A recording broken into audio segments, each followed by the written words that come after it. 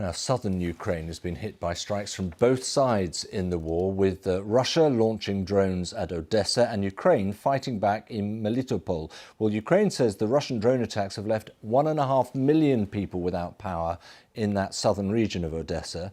The military said that 10 Iranian-made drones were shot down, although 5 did hit critical infrastructure.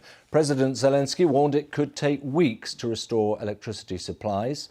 The British Foreign Secretary, meanwhile, James Cleverly, has told the BBC it was important that the Russian leader had to be seen to be unsuccessful in his aggression and that he had to be held accountable for his actions. Well, joining me now is Maria Mezhentseva, who's a Ukrainian MP from Zelensky's party from the Kharkiv region, and she is deputy chairperson of the Committee on Ukraine's integration into the European Union. Thank you very much for joining us.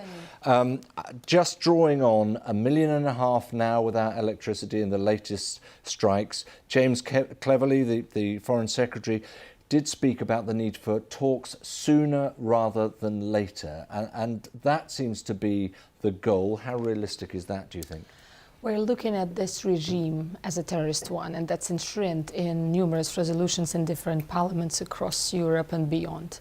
We are not talking to a terrorist regime. We see that the aim, which is unknown for no one, why these strikes are occurring, well, specifically on energy infrastructure, they would be thinking we can't regain the powers, even though we can. It is proven in many regions. We're very sorry about what's happening in Odessa, but we have to go on and live or relive this cold and hard winter. Sorry to interrupt you, but how do you get then to talks sooner rather than later? This is not the aim of this process. The aim is to have a victory first, and then we can be in a dialogue, probably with someone else, rather than Putin and his regime. Does it worry you then when you hear some of your allies talking like that? That's fine. We can reassure our partners that, we are using the weapons that are being sent for defensive operations and for liberating our territories, humanitarian aid as well.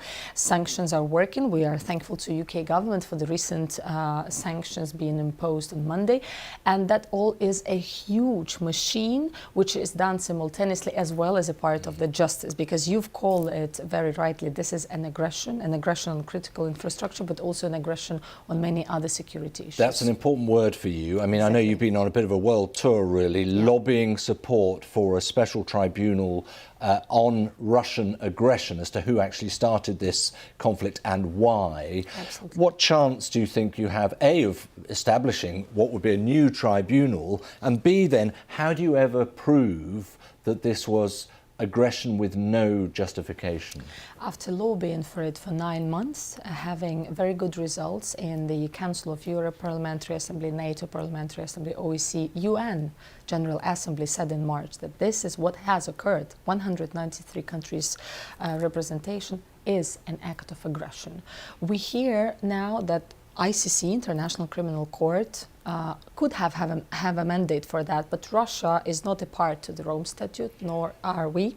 And that's how we we solve this riddle of the century in legal terms by setting up a special ad hoc tribunal that would target Putin and possibly Security Council of Russian Federation. Right. We wait to see where that will go. In the meantime, and fairly briefly, you know that the pressures on Western governments are growing. We're into a deep winter as well. A lot of problems with cost of living, of energy, etc. Time is tight now, isn't it?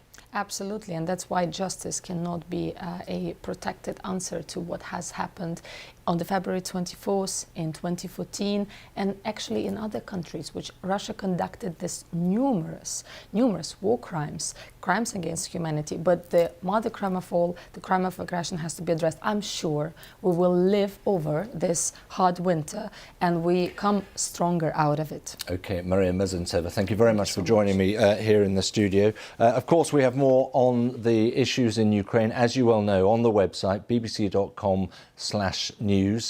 Thanks for watching.